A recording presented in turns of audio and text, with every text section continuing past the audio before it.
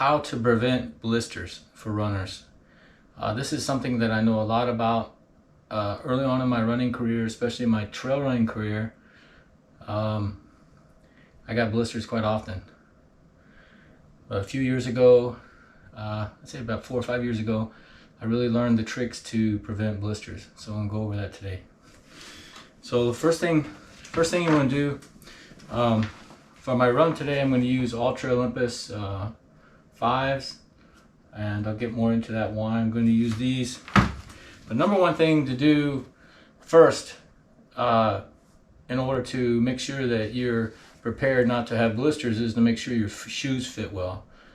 I'm of the opinion that if you wear shoes too tight or a little bit not enough room, you're going to cause problems to create blisters, because when you're running long distances or actually short distances, let's say you're doing a marathon or plus, your feet are going to swell. So it's important to make sure that shoes fit well. So how should they should fit? In college I sold shoes for 4 years, so had a lot of experience in this, but you want the width of your thumb in front of your big toe.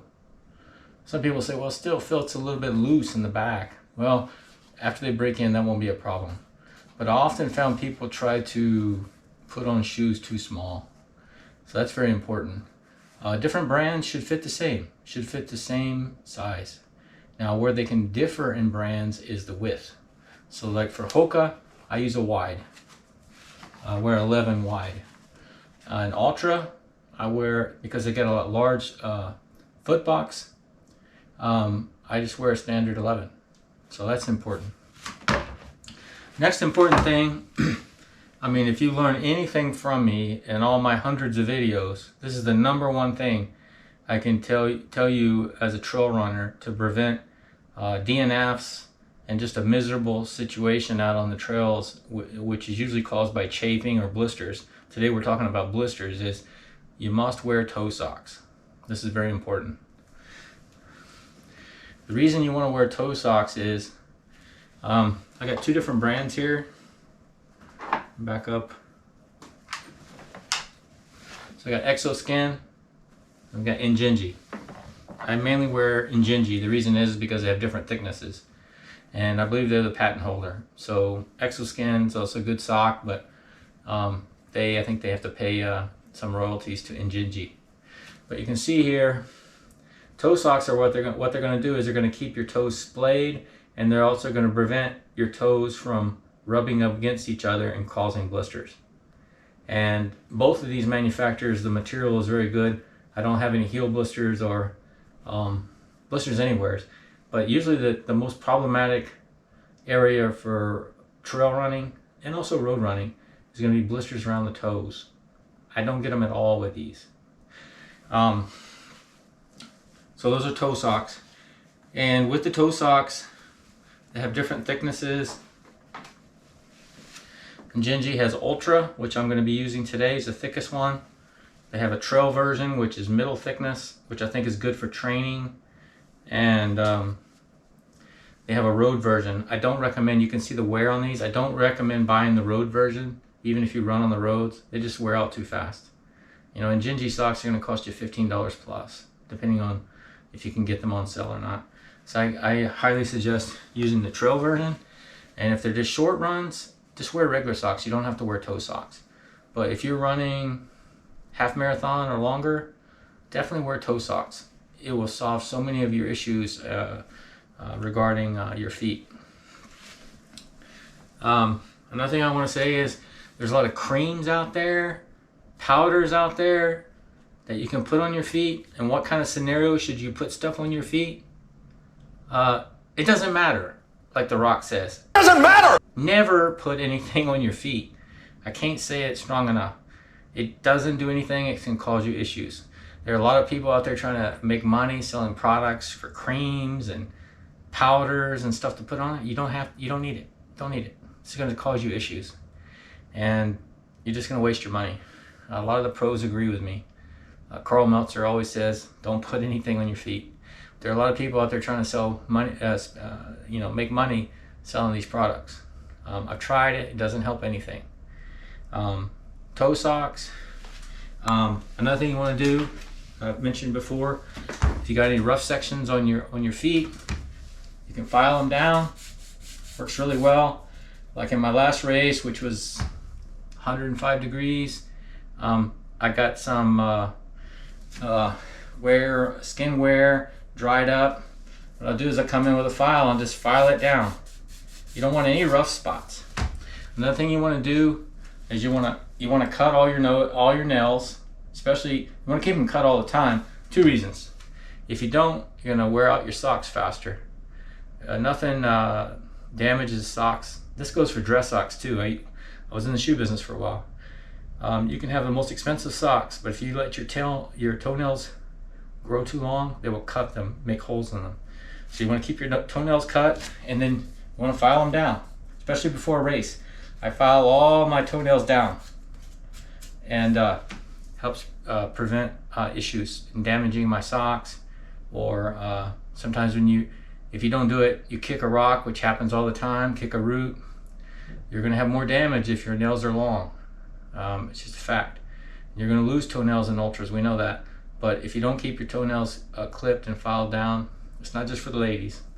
Guys, you file your nails down, it solves a lot of issues. Another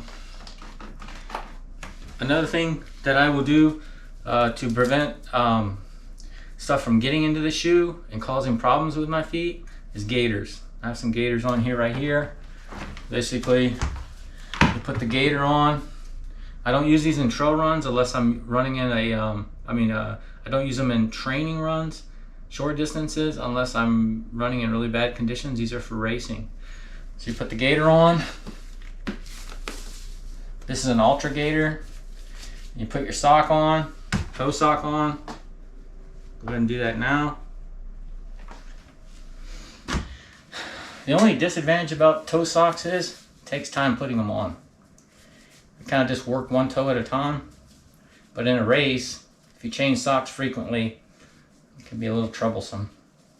Some people are real good at it. I've seen Jeff Brownings change these things while standing up. I don't know how he does it. So I got the toes. You can see it keeps my toes splayed. You know, naturally, like my small pinky toe, sometimes it wants to go under the next toe. Just the way I was born. I think a lot of people have that issue. But with toe socks, they help splay your toes. And that's really good for running. It's going to help you prevent a lot of issues. So you can put the sock on, then the gaiter, then you put on the shoe, and then the gaiter clips on the front like so, and then on the back, go ahead and do it correctly here, just like that. And you can see that no gravel and rocks should get in my shoe. That's the theory. Some it's going to get in there. The really fine dust, like my last race was a lot of sand. 30-40 miles, you're going to get some sand will get in through the beginning of the lacing here. So you just have to take your shoes off, you know, every 30-40 miles, get the sand or dirt out. But gaiters will prevent most of it from getting in there.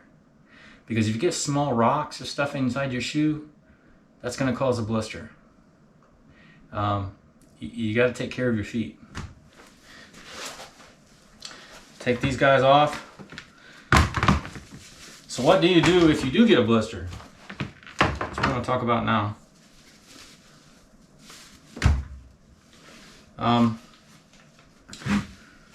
What I've used in the past, I typically will pop the blister. You know, professionals say don't do that. You're trying to protect you from infection. Well, if you leave a blister unpopped and you have 10 more hours to run, it's a lot of pain and you can't do it.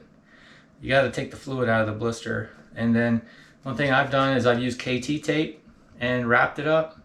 But after a while you have to replace it because just the heat and sweat, it'll come off. And this is the strongest tape you can put on your feet, in my opinion, KT tape. Another thing I've got a new product here by Prankster. These are blister bandages. they sent these for me to try out, test out. So I'm gonna test them out today on a run, and I'll let you know how it goes in this video. So, come in a little package like so. One thing about these guys that I'm curious about is, of course, you put it on top of the blister, and it's supposed to make the pain go away. I don't have a blister right now, but what I'm confident I felt the cushioning in here.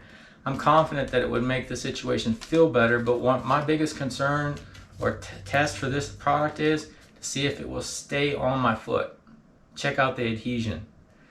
In the specs it says it's store up until 85 degrees Fahrenheit. Well, outside it's 105, so I'm fixing to run in, you know, basically 42 degrees Celsius.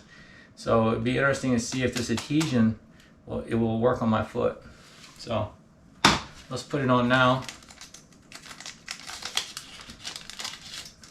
Come in these packages. They're not easy to open. If you're going to keep one of these in your drop bag, I suggest using a pair of scissors and cut it open. Otherwise, it might be difficult to open in the while you're running.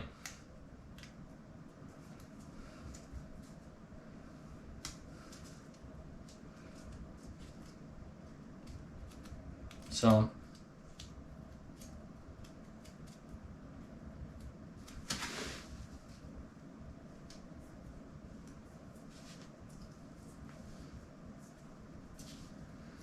okay, got it on there. You can see I've put this blister bandage on there. I'm going to go for a run, and then I'll be back and we'll see if it survived. So stay tuned. Hey, I'm back. I just did about 4 miles. Temperature is currently 103 degrees Fahrenheit. I think that's about 41 degrees Celsius. And did about 4 miles.